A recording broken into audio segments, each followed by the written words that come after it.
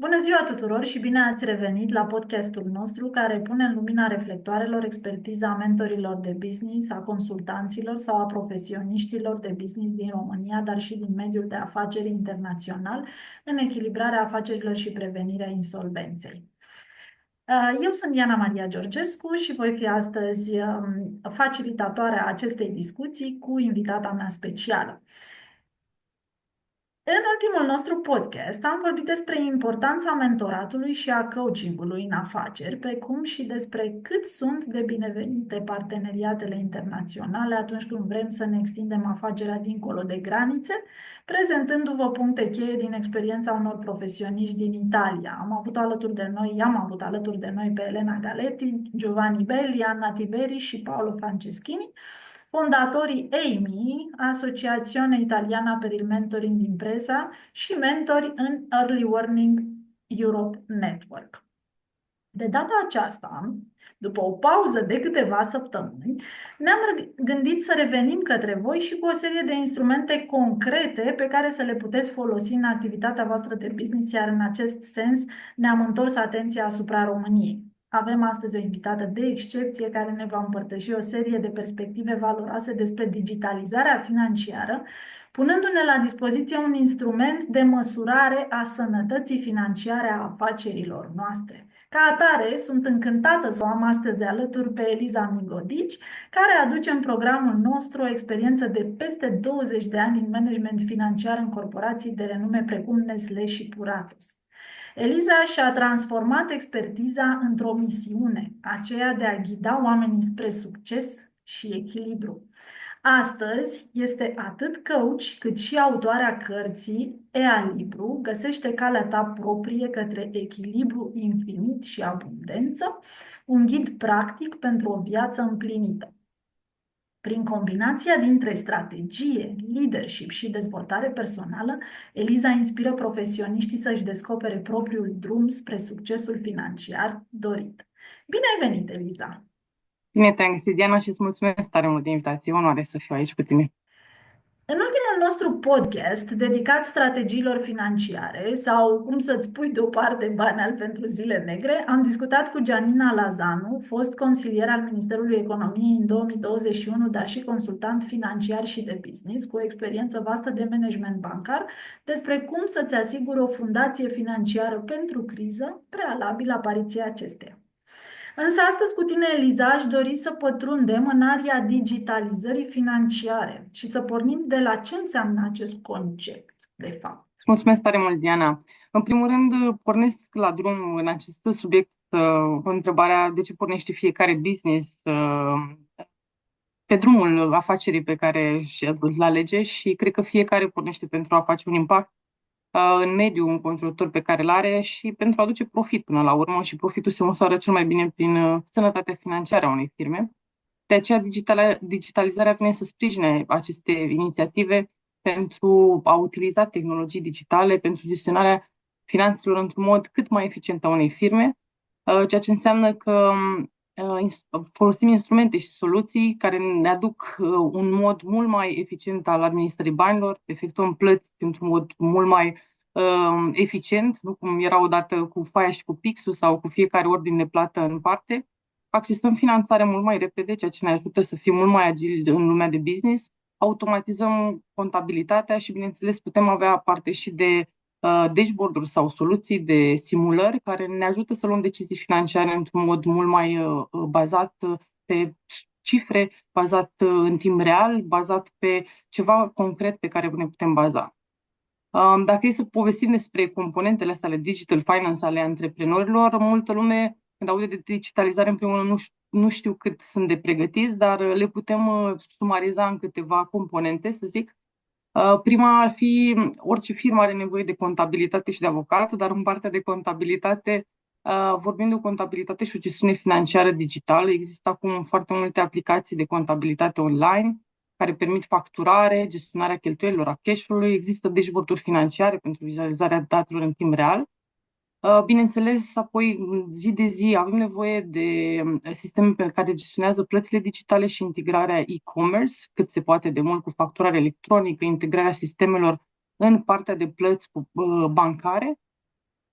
Un mare avantaj acum, fintech-ul a avansat destul de mult și venim cu această a treia componentă, acces de finanțare prin fintech. S-au dezvoltat destul de multe platforme de creditare online care permit accesarea rapidă a împrumuturilor pentru IMM-uri și, bineînțeles, platforme de crowdfunding și alternative digitale de finanțare, ceea ce facilitează un acces rapid la cash în momentul în care este nevoie.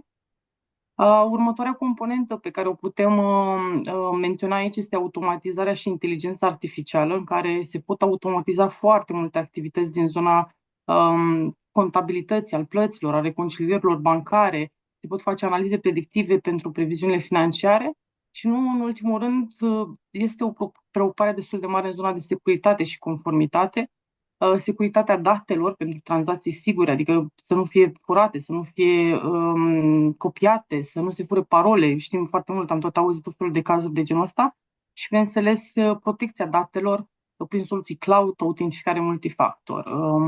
Cam astea sunt componentele pe care le văd eu pe Digital Finance și cum ar putea Digital Finance să sprijine antreprenorii de astăzi.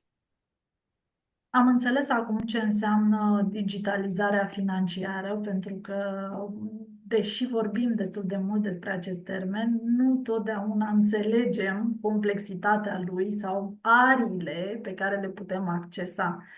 Însă, spunem că este importantă pentru un antreprenor. De ce ar fi ea importantă? Ce s-ar întâmpla dacă n-am merge cu valul și n-am accesat digitalizarea financiară? Da, ce întrebare foarte interesantă. M-ai dus cu gândul la antreprenori pe care i-am văzut care își țin contabilitatea sau soldurile la furnizor sau la clienți cu pixul și cu foaia, știi? Și în momentul în care au de făcut o plată, ce stai să întrebăm, să ne uităm pe foaie dacă am trecut această factură. Însă, cred că e momentul în care putem avea și o altă perspectivă, să aducem soluții digitale, astfel încât să obținem o eficiență, adică să reducem timpul petrecut de fiecare om pe partea de sarcini administrative, astfel încât, de exemplu, reducem și numărul de personal care ține pe foaie și pe hârtie toate aceste evidențe. Putem să avem o transparență foarte mare a lucrurilor pe care le facem și să fim eficienți într-un singur sistem, să urmărim tot ce se întâmplă. Apoi, următorul aspect privește un control financiar ridicat. Putem monitoriza prin intermediul soluțiilor Digital Finance în timp real veniturile pe care le avem, vânzările, cum stăm, unde suntem, în comparație cu bugetul, în comparație cu anul trecut, în comparație cu ceea ce ne dorim și în același timp și a cheltuielilor, unde suntem, cum cheltuim, adică acum soluțiile digitale ne permit urmărirea acestor lucruri într-un mod real. Următorul aspect care ar aduce un plus antreprenorilor ar fi accesibilitatea finanțării, cum am zis, prin soluțiile de finanțare care sunt acum care sunt disponibile prin fintech, pot oferi antreprenorilor instrumente de finanțare rapide și flexibile. Nu mai stăm să luăm un credit de la bancă câte 3 luni, acum printr-o aplicație online se poate obține un credit într-o anumită sumă destul de repede.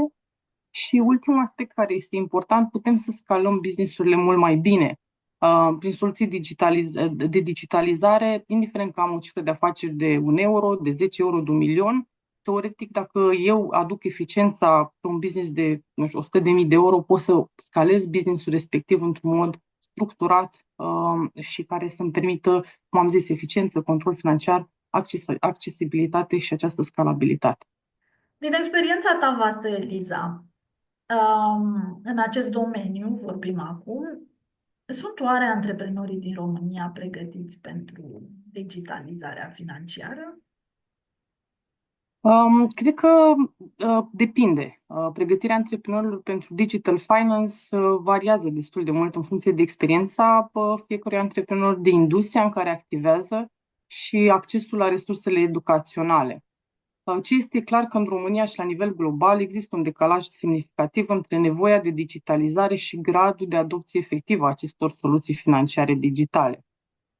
În momentul în care spunem că variază în funcție de experiență, putem spune că sunt antreprenori care poate sunt la început de drum și să mai deschiși soluțiilor digitale sau poate că își doresc să se eficientizeze și experiența joacă un rol foarte important în strategiile pe care și le adoptă și ceea ce își doresc.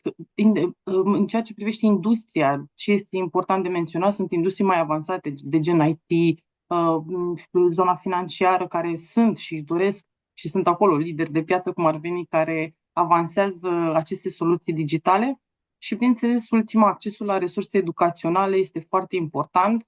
Știm că și România este destul de puțin alfabetizată în zona asta de educație financiară și ne referim de la populația de zi cu zi până când care ajung să fie antreprenori literari și în momentul în care alfabetizarea nu este ridicată în rândul nostru, nici în rândul afacerilor nu este destul de ridicată și în momentul în care vorbim despre ce înseamnă să fii sănătos financiar, puțin oameni poate să spună exact care e treaba. Efectiv, sunt eu de succes din punct de vedere financiar sau nu. Așadar, dacă ar fi să spun ce am putea să facem sau care ar fi ce am putea să facem să-i sprijinim pe antreprenor, în primul rând putem să educăm destul de mult și de asta cred că e important și în programul de mentorship pe care îl pregătim să asigurăm educație continuă a antreprenorilor prin workshop-uri, cursuri online, resurse gratuite pentru antreprenori, ceea ce facem și cu această soluție pe care o dăm la sfârșit. Bineînțeles, accesibilitate, să oferim accesibilitate prin crearea de soluții fintech, care sunt user-friendly, care sunt ușor adaptabile de antreprenori, care sunt mai deschiși la tehnologie, la antreprenori care sunt mai puțin deschiși la tehnologie. Bineînțeles, parteneriate între companii, IMM-uri, fintech-uri, prin care putem să dăm consultanță, training pentru implementarea soluțiilor de digital finance, rezolvarea problemelor antreprenorilor și, nu în ultimul rând, un sprijin guvernamental constant, adică și statul lucrează destul de mult să ofere subvenții, fonduri pentru digitalizare IMM-urilor, care ar trebui cumva susținute și adoptate de către IMM-uri, astfel încât această adoptare să fie eficientă. Doar ca să vă dau un procent, un studiu recent arată că doar între 30 și 40% dintre IMM-uri folosesc soluțiile de digital finance într-un mod eficient. Adică asta nu presupune că în momentul în care am luat o soluție, un tool, un software, l-am și folosit într-un mod eficient.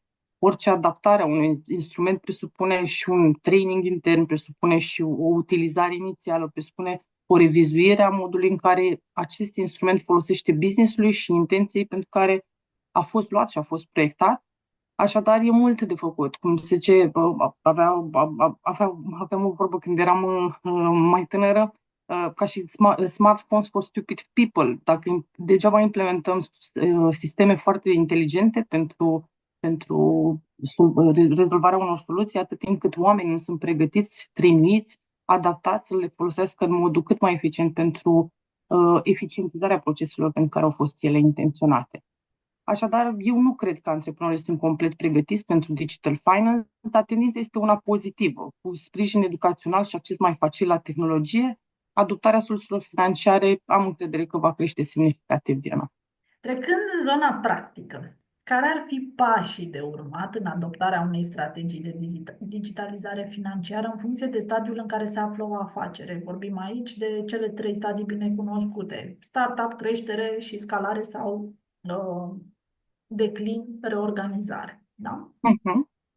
Da, îți mulțumesc, Diana.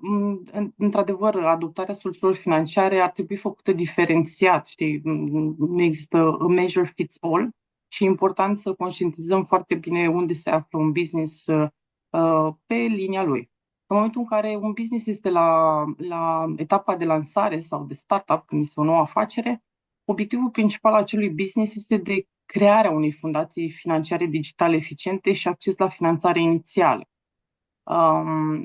Ca și pași de urmat, cred că sunt pași simpli și esențial să zic la început, de genul. Trebuie să deschidem un cont bancar digital și trebuie să găsim soluții fintech pentru plăți. De exemplu, un cont nu fac acum publicitate, dar un cont pe Revolut Business sau alte soluții care ne pot facilita un cont digital și niște plăți automatizate. Bineînțeles că marea majoritate acum în această zonă acționează cu site-uri și cu plăți online și este important să alegem și un procesator de plăți online care să ne ajute și să ne sprijine să încasăm niște bani. Apoi, următorul pas de urmat ar fi să implementăm o soluție de contabilitate online. Acum nu mai facem contabilitatea pe foaie și pe hârtie. Marea majoritate, în parte de început, apelează la firme de contabilitate care pot fi mai conectate la schimbările legislative care știm care se întâmplă în România. Însă putem să apelăm și la soluții individuale care pot să fie online și le putem accesa oricând, care ne pot ajuta să facturăm automat și să avem o gestiune financiară cât mai transparentă. Următorul pas ar fi accesul la finanțare digitală. Putem să aplicăm la microcredite fintech. Există foarte multe instituții de genul Omnicredit, Instant Factoring, care ne dau credite foarte mici pentru a finanța activitatea noastră recurentă. Și putem să explorăm și crowdfunding-ul de genul Seedblink sau Startarium. Există instituții care ne ajută să strângem bani de la oameni, de la instituții sau efectiv și de la persoane individuale într-o platformă, ne spunem ideea de business și cine crede în această idee și este hotărât să investească pentru noi, ne poate finanța. Bineînțeles, nu pierdem controlul business-ului nostru, dar luăm banii respectivi și îi rambursăm la o dată ulterioară. Sunt soluții foarte moderne de finanțare digitală. Următorul pas pe care îl văd aici în partea de început este o automatizare a cash flow-ului și apropo, surpriza de la sfârșit, este foarte important în partea de lansare să ne managem cash flow. Știm că începem un business, avem un capital la început și e important câte luni rezistăm. Important să vedem cât de succes suntem și cum putem să generăm cash flow-uri pozitive din ce în ce mai mult și să nu venim cu bani de acasă. Și chiar dacă e să venim cu bani de acasă, la un moment dat poate trebuie să apelăm la credite și cum managem acest cash astfel încât să asigurăm dezvoltarea acestui business într-un mod cât mai eficient, să ne asigurăm că ținem sub control veniturile și cheltuielile respective și pentru aceasta există și soluții digitale online sau cu ajutorul unui instrument pe care îl vom oferi ulterior. Și ultimul pas pe care îl văd este esențial, este training în digital finance pentru fondatori. Adică cine începe un business în zona de lansare este foarte important să înțeleagă care sunt indicatorii principali sau cum ar trebui să înțeleagă că o firmă merge bine din punct de vedere financiar. Mulți, de exemplu, se uită doar la contul de la bancă, este pozitiv, nu este pozitiv, dar sunt mai mulți indicatori care sprijină antreprenorul astfel încât să vadă care are un business sănătos și am încredere că aceste traininguri îl va ajuta pe antreprenor în zona de lansare să-și solidifice și să meargă spre următoarea etapă de dezvoltare într-un mod eficient. Deci asta ar fi pentru zona de startup. Dacă mergem mai departe în zona de creștere a unui business, în momentul în care firma deja a dovedit stabilitate în piață, are niște venituri recurente, are niște cheltuieli recurente, o anumită dimensiune și merge către expansiune și scalare, obiectivul acesteia ar fi pentru optimizarea proceselor financiare și accesarea capitalului pentru extindere. De obicei are planuri, deja lansează noi linii de business, fac noi investiții, mai deschid o fabrică și atunci sunt diversi pași de urmat în această etapă. În primul rând, marea majoritate a companiilor apelează la integrarea soluțiilor avansate de gestiune financiară. Își implementează un sistem ERP financiar de genul SAP, Oracle sau ceva mai mare, automatizează raportarea financiară și analiza performanței, astfel încât să aibă o analiză foarte transparentă și rapidă a tot ceea ce se întâmplă în business. Apoi începe să-și diversifice opțiunile de finanțare, nu mai mergem doar la crowdfunding, începem să apelăm la alte opțiuni și aici vă pot da câteva exemple. Crowd lending este același lucru ca și crowdfunding, cu singura diferență este că apelează ca și împrumuturi de la alți oameni, apelează la soluții de factoring. Factoring-ul reprezintă un proces prin care noi luăm bani mai repede de la clienții noștri, adică nu mai așteptăm termen de plată 30-90 de zile, ci intrăm într-un factoring digital prin care noi ne luăm banii la momentul în care avem nevoie, iar banca sau instituția de fintech agrează și încasează respectiva sumă la data scadență, bineînțeles prin plata unui fee de factoring care ne ajută să ne accelerăm cash-ul și să avem bani pentru toate proiectele pe care le avem noi. Următorul pas în această etapă de maturitate și de creștere și de expansiune ar fi a căuta soluții pentru eficientizarea plăților și cheltuielilor și aici putem să menționăm implementarea cardurilor corporate fintech, optimizarea schimburilor valutare, adoptarea altor instrumente care ne ajută cumva să eficientizăm procesele noastre interne. Mai menționez aici și securitatea tranzacțiilor și conformitatea fiscală. Sunt destul de multe soluții acum pentru plăți sigure care sunt pe piață. Și, bineînțeles, să nu uităm, lucru care ne consumă destul de mult în ultimul timp, este automatizarea conformității fiscale prin softuri integrate cu ANAF-ul, da, știm acum, e-factura, toate cele.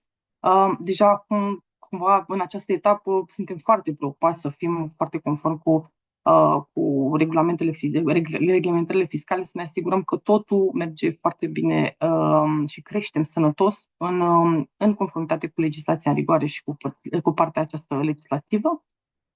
Și ultima etapă pe care o văd aici în partea de maturitate este monitorizarea și analiza predictivă. Deja nu mai sunt la începutul de business în care să nu știu ce mi-aduce într-o lună, două, trei. Ar trebui să am suficient de multe date în sistemele financiare digitale prin care aș putea aplica inteligența artificială pentru a face previziuni financiare, conform ceea ce s-a întâmplat anul trecut, acum 2 luni, 3 luni, cam ce ar trebui să se întâmple într-o lună, două, trei, și deja să dezvolt niște previziuni financiare care să mă ajute să pot să estimez business-ul meu în următoarele luni. Bineînțeles că în această etapă am putea avea din asta și niște beneficii, adică creșterea o putem avea accelerată, eficientizarea costurilor, accesul mai ușor la capital, dar, bineînțeles, acestea vin cu niște costuri ridicate ale digitalizării, astfel încât trebuie să ne alegem soluțiile digitale cele mai frumoase și, bineînțeles, nu le facem singuri, avem nevoie ca aceste soluții digitale să fie predate unor angajați pe care îi avem uh, în această digitalizare și necesită foarte mult training pentru a adopta aceste soluții. Mergând mai departe în zona de declin, dacă ajungem într-o zonă de reorganizare sau criză financiară, ceea ce nu ne dorim, dar câteodată sunt firme care ajung aici, obiectivul principal pe care cred că își setează o companie în această situație este de redresare financiară și optimizarea costurilor prin digitalizare. Așadar, aici trebuie să fie focusul și ce recomand ca și pași de urmat ar fi, în primul rând, automatizarea completă a tuturor proceselor financiare. Vă dați seama, într-o formă de reorganizare, totul ar trebui să fie controlat și ar trebui să reducem cheltuielile prin eliminarea tuturor proceselor manuale și implementarea unui sistem de analiză a costurilor și de reducerea costurilor neesențiale. Bineînțeles, optimizarea cash-ului prin soluții fintech este absolut esențială, adică în momentul în care sunt într-o perioadă de redresare, este foarte important să avem lupa pe cash flow-ul nostru, astfel încât să fie pozitiv și să atingă obiectivele de reorganizare care s-au agreat. Putem să diversificăm sursa veniturilor noastre prin alte soluții de fintech, să monitorizăm, să explorăm alte platforme de credit pe care le putem folosi, să apelăm la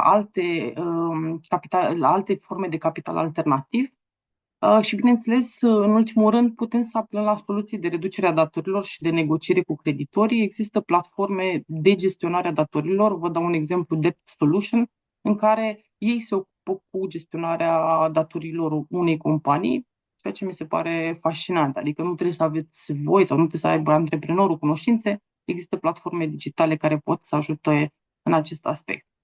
Deci, în această formă de reorganizare, ca și beneficii, văd reducerea pierderilor prin accesarea soluțiilor digitale, acces rapid la lichidități, o restructurare într-un mod cât mai eficient și, bineînțeles, ca și piedici, când nimic vine, avem rezistența la schimbarea antreprenorilor și dificultăți în renegocierea contractelor. Adică totul nu presupune doar soluție digitală, presupune și discuții cu niște parteneri pe care îi avem și agrearea unor soluții care sunt benefice pentru toate părțile în acest proces de reorganizare.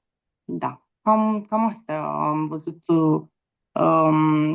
și etape, să zic, pentru pași de urmat pentru adoptarea soluțiilor financiare digitale în funcție de cele trei obiective, trei statusuri a companiilor, Diana. Dar acum, hai să vorbim puțin și despre sănătate financiară, pentru că auzim din ce în ce mai des acest concept. Ce înseamnă de fapt, Eliza, sănătatea financiară a unei firme? Și mai mult decât atât, aș vrea să ne spui puțin care ar fi acei parametri care ne arată că un business este sănătos din punct de vedere financiar. Bun, în primul rând menționez aici, apropo de sănătate financiară, un studiu făcut de BNR, pe situațiile financiare a companiilor care au fost submise pentru anul 2023, care menționează că 30% din companiile aflate în sectoare non-financiare din România au capitaluri proprii negative. Ce înseamnă treaba asta? Sugerează că acele companii nu sunt sănătoase din punct de vedere financiar și necesită adoptarea acestor soluții digitale de care vorbim pentru creșterea eficienței și îmbunătățirea acestei stări de fapt, adică să se ajungă la o stare financiară. Așadar, ca să facem legătura, digitalizarea financiară nu este o opțiune, ci o necesitate pentru succesul companiilor pe termen lung. Revenind la sănătate, da, pe care o avem, așa cum avem sănătatea așa organismului nostru, așa și o companie are o sănătate pe termen scurt și o sănătate pe termen lung. Sănătatea pe termen scurt, cum noi, de exemplu, mâncăm astăzi ca să susținem activitățile pentru azi, mâine, în următoarea săptămână, așa și compania, de exemplu, în partea de sănătate pe termen scurt, din punct de vedere al acestui aspect, este foarte important să managească activul circulant și capitalul circulant pe care îl investesc în business. Și aici esența este, o spun foarte simplu, să nu ne blocăm banii în stocuri foarte mari, să negociem cu clienții niște termeni de plată care să fie cât mai realizabile și cât mai bune pentru noi, adică să nu ducem la termeni de plată pe care noi nu le putem permite și dacă se poate să ne finanțăm aceste stocuri și aceste termeni de plată a clienților prin furnizori, prin datoriile pe care le avem de la furnizor sau prin contactele pe care le avem la furnizor. Vă dau un exemplu, doar ca să înțelegeți. Facem o ciocolată, producem ciocolată și la un moment dat găsim un client la care avem un contract foarte bun. Și acel client ne cere un termen de plată de 60 de zile, vă dau un exemplu. Ca să producem ciocolată respectivă prin procesul de fabricație, stocare sau ceva, ne trebuie 40 de zile, să zic. Ca să putem să finanțăm noi acele 40 de zile de producție, stocare, plus cele 60 de zile pe care le-a cerut clientul, care sunt 100 de zile, eu ar trebui să găsesc un contrapartid de furnizori care să mă sprijine în realizarea acelui produs, care să-mi ofere acele 100 de zile de termen de plată. Deci este esențial în fabricarea ciocolatei, probabil că am furnizor de cacao sau ceva, la care ar trebui să cer termen de plată de minim 100 de zile, astfel încât să nu ajung să vin eu cu bani de acasă să susțin acest business, care probabil este profitabil. Deci întotdeauna trebuie să am un echilibru acestui capital circulant, care înseamnă să nu blochez banii în soldurile clienților, în stocuri foarte mari, și astfel încât să mă finanțez cât mai mult cu sprijinul partenerilor cu care lucrez în zona de furnizori. Este foarte esențial. În momentul în care pierdem acest dezechilibru, bineînțeles că acel dezechilibru se vede și managementul cash-ului, adică dacă nu-mi intră bani din vânzările mele de la clienți, îmi blochez banii în stocuri și trebuie să-mi plătesc furnizorii mult mai repede, asta înseamnă managementul cash-ului, o să ajung la un cash deficitar și o să trebuiască fie să vin cu bani de acasă, fie dacă nu, trebuie să apelez la credite pe termen scurt și ajung la acest dezechilibru pe termen scurt, care nu mă face altcumva decât mă duce într-o zonă în care trebuie să ajung la soluții de finanțare pe termen lung, fie mă duc către asociați, din nou și rog, uite, suntem un dezechilibru pe termen scurt, fie mă duc și apelez la credite, fie ajung la forme de reorganizare mai avansate, de genul insolvență, și apărem și ajungem în dezechilibre mult mai mari pe termen lung, care dau bătăi de cap mult mai mari și pot ajunge în reorganizare, insolvență și în cele din urmă în faliment, ceea ce nu ne dorim. Deci aș spune că este esențial să avem grijă, exact cum facem pentru sănătatea noastră, cu fiecare lucru pe care îl ingerăm, să ne gândim cât de sănătos este și să avem grijă la fiecare moment că suntem într-o zonă pozitivă a cash-ului și a capitalului nostru circulant și le folosim echilibru pe termen scurt foarte eficient, astfel încât să nu ajungem la dezechilibre financiare pe termen lung și tot ce facem pe termen lung, finanțări sau alte lucruri, să le facem intenționat pentru a finanța extinderea unui business, lansarea unei noi linii de producție, lansarea unei noi linii de produs, care sunt destinate pentru acele evenimente economice, să zic așa, și nu le folosim pentru a finanța un dezechilibru pe termen scurt. Și acum aș vrea să ne mai spui ce ar trebui să facă un antreprenor, gândindu-ne la sănătatea financiară, ce ar trebui să facă un antreprenor începând de astăzi. pentru a se asigura că businessul lui este sănătos? Cu ce practici sau vitamine, dacă tot am făcut comparația cu sănătatea personală, cu ce practici sau vitaminuțe ar trebui să înceapă? Păi, în primul rând, ar trebui, în orice lucru, primul pas este conștientizarea. Ar trebui să-și conștientizeze unde stă din punct de vedere al sănătății financiare pe care o are.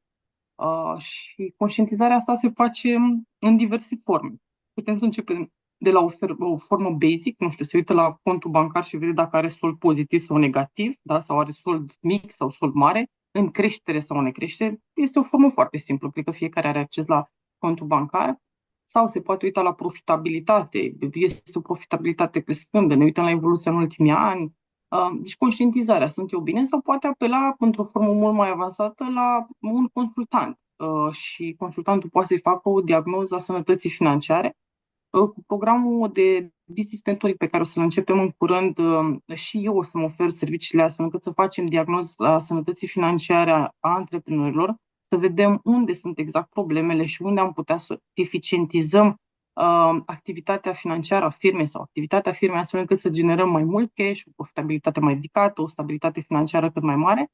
Așadar, vă așteptăm alături de noi pe fiecare.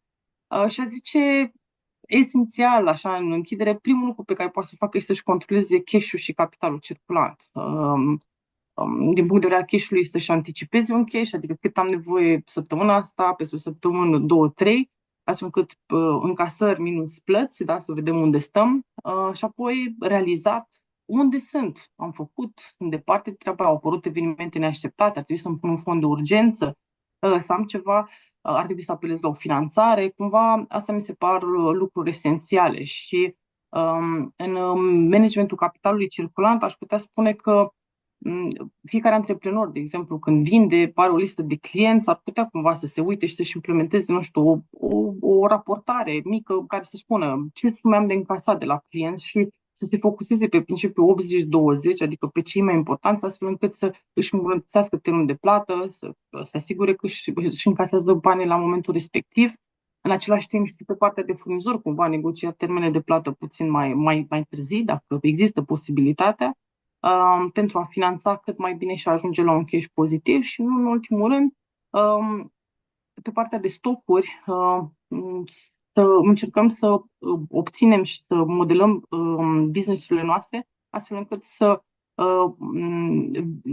optimizăm modul în care gestionăm stocurile noastre și nu avem stocuri cu număr de zile ridicat, care ne duc și la bani blocați în stocuri, ne duc și la creștere în partea de cheltuieli de logistică, ulterior distribuție, poate ajungem și aruncăm respectivele bunuri care nu ne duc în direcția de sustenabilitate pe care toți ne dorim să o avem.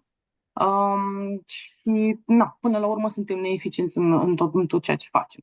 Dar dacă ar fi un lucru să inspir un antreprenor să facă, este controlul cash-ului. Și v-am zis, vin cu un instrument către voi pe care sper să fie util, în care să vă puneți efectiv într-un Excel pe fiecare lună sau pe fiecare zi sau pe fiecare săptămână, efectiv ce venituri estimați încasați și cheltuieli urmează să aveți și să vă estimați cash-ul astfel încât să aveți și să anticipați nevoia de capital, situațiile în care aveți plus, astfel încât să fiți pregătiți de vremuri bune și vremuri rele, cum zicea Diana la început, și să fiți echipați cu ceea ce vă trebuie, astfel încât să aveți o transparență. Stau eu bine din punct de vedere al cash-ului sau stau mai puțin bine? Și dacă nu stau bine, să știu foarte repede la ce soluții financiare pot să apelez într-un mod foarte rapid și soluțiile digitale care tocmai le-am prezentat astăzi vin să sprijine acest lucru. Așadar, vă așteptăm, sper că v-am inspirat astăzi cu lucrurile astea și vă așteptăm și în programul de mentorat de business să aflați mai multe și să aveți ceva personalizat pentru voi. Minunat! Îți mulțumim tare mult, Eliza, pentru claritatea pe care ai adus-o în această discuție antreprenorilor care poate aveau nevoie de aceste informații și mai ales pentru surpriza pe care ne-ai făcut-o, aducându-ne sau dăruindu-ne, mai bine zis, tuturor acest instrument simplu, concis, la obiect, astfel încât să avem o primă fotografie a cash flow-ului nostru, ceea ce în papuci de antreprenor zic că este foarte util pentru fiecare dintre noi, inclusiv pentru un soloprenor care face coaching, de exemplu. Bun, vă mulțumim tuturor pentru că ați fost alături de noi astăzi. Am explorat astăzi noi concepte și practici financiare pentru a înțelege și a adopta deschis digitalizarea financiară, dar și pentru a ne asigura sănătatea financiară a afacerilor noastre, cu scopul de a naviga cât mai eficient printre provocări. Îi mulțumim Elizei pentru instrumentul simplu și eficient de urmărire a cash flow-ului pe care ni l-a pus la dispoziție și pe care îl puteți accesa gratuit pe linkul de mai jos, precum și pentru modul său deschis și prietenos de a ne explica cum să consolidăm practicile financiare și ce să facem astfel încât să evităm situațiile de criză și insolvență. Sperăm că discuția de astăzi v-a inspirat și v-a fost utilă. Nu uitați, reziliența și adaptarea sunt esențiale în mediul de afaceri actual. Dacă doriți să aflați mai multe despre proiectul nostru sau să vă alăturați comunității noastre, accesați linkurile de mai jos care vă vor pune în legătură directă cu noi. Acolo o veți găsi și pe Eliza ca mentor de business, de al cărei sprijin veți putea beneficia accesând programul nostru de mentorat. Până data viitoare, mult succes în tot ceea ce faceți și la cât mai multe oportunități de business!